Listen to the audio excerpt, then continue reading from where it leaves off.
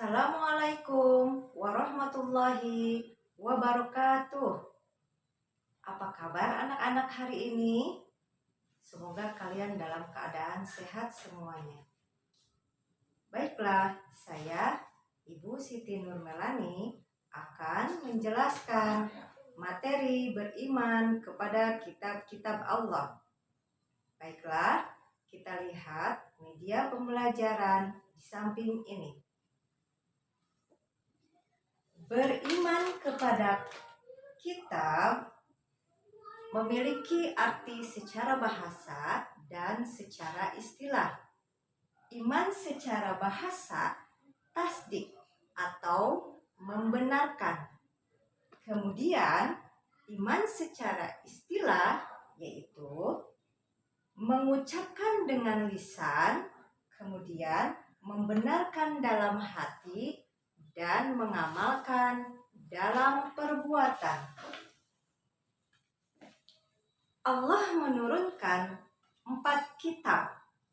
Yang pertama adalah Taurat, kedua Zabur, ketiga Injil, keempat Al-Quran. Baiklah, Ibu akan menjelaskan satu persatu kitab tersebut. Kitab Injil diturunkan pada abad 1 Masehi. Kemudian menggunakan bahasa Suryani. Dan kitab Injil diturunkan kepada Nabi Isa. Pedoman untuk kaum Nasrani. Yang kedua adalah kitab Zabur. Kitab Zabur diturunkan pada abad 10 Masehi dan diturunkan kepada Nabi Daud. Kitab Zabur diturunkan untuk Bani Israel atau Yahudi. Kemudian yang ketiga adalah kitab Taurat. Kitab Taurat diturunkan kepada Nabi Musa alaihi salam pada abad 12 sebelum Masehi untuk Bani Israel. Yang keempat adalah kitab Al-Quran, diturunkan kepada Nabi Muhammad sallallahu alaihi wasallam dan diturunkan pada abad 7 Masehi. Al-Quran merupakan risalah untuk seluruh umat manusia.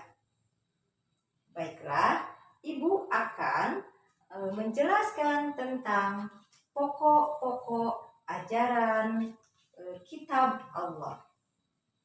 Dimulai dari kitab Injil. Kitab Injil, pokok ajarannya adalah perintah mengesahkan Allah, dan yang kedua adalah membenarkan kitab Taurat. Yang ketiga, menghapus beberapa hukum dalam kitab Taurat. Kemudian kitab Zabur, Kemudian kitab Taurat, pokok ajarannya adalah perintah mengesahkan Allah, dan yang kedua, larangan menyembah patung.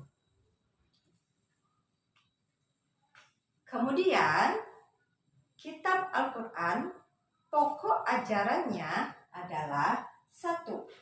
Akidah, kedua adalah akhlak, ketiga ibadah, keempat muamalah, dan kelima adalah tarikh atau sejarah.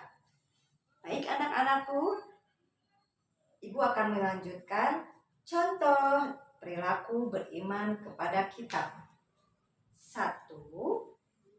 Meyakini kitab-kitab Allah itu benar adanya, datang dari Allah.